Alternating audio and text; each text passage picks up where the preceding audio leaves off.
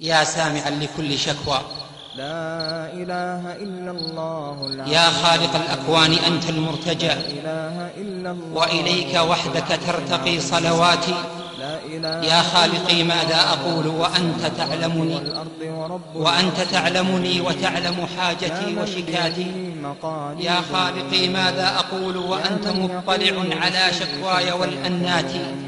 اللهم يا موضع كل شكوى، ويا سامع كل نجوى، ويا مولانا ويا سيدنا، يا إلهنا ويا غاية رغبتنا ومنتهى أملنا. نحن عبادك الضعفاء المستجيرون الوجلون الخائفون، إن طرحنا ببابك وتعلقنا يا أرحم الراحمين، اكشف ما بنا وبالمسلمين من ضعف وفتور وذل وهوان. يا سامعا لكل شكوى، يا منتهى سؤالنا، يا أمان الخائفين، يا من عند قلوب المنكسرين. يا الله، يا من يجير ولا يجار عليه، يا من بيده مقاليد الأمور، يا من يقول للشيء كن فيكون.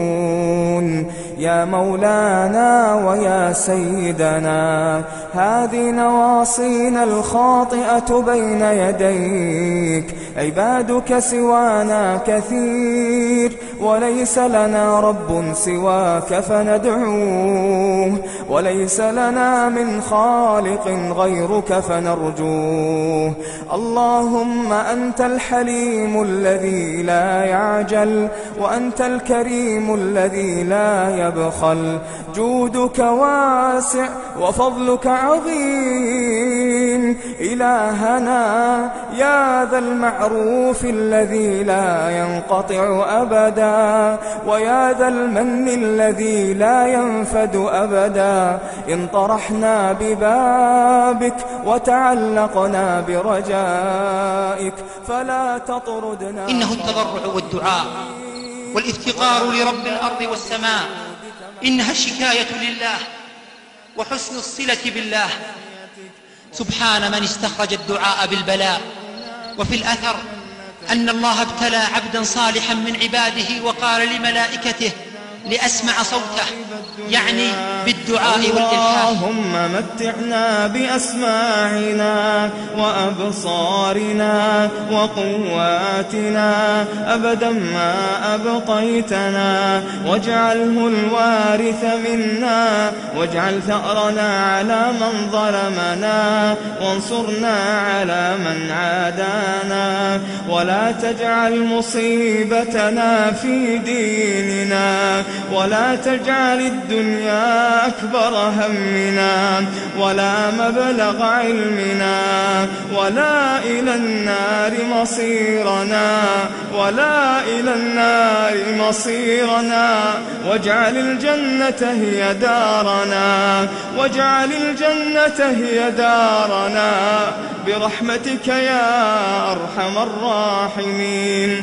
اللهم إنك عفو تحب العفو فاعف فقيرا جئت بابك يا إلهي، ولست إلى عبادك بالفقير، غني عنهم بيقين قلبي، وأطمع منك في الفضل الكبير.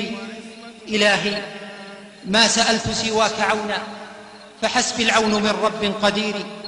إلهي ما سألت سواك عفوا، فحسبي العفو من رب غفور. إلهي ما سألت سواك هديا، فحسبي الهدي من رب بصير. إذا لم أستعن بك يا إلهي ونتوب إليك.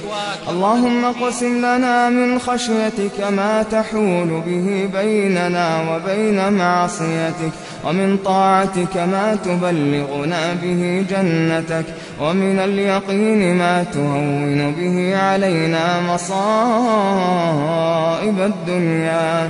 ومتعنا اللهم بأسماعنا وأبصارنا وقواتنا أبدا ما أبقيتنا، واجعله الوارث منا، واجعل ثأرنا على من ظلمنا، وانصرنا على من عادانا، ولا تجعل مصيبتنا في ديننا، ولا تجعل الدنيا أكبر همنا ولا مبلغ علمنا ولا إلى النار مصيرنا، واجعل الجنة هي دارنا وقرارنا، ولا تسلط علينا بذنوبنا من لا يخافك فينا ولا يرحمنا.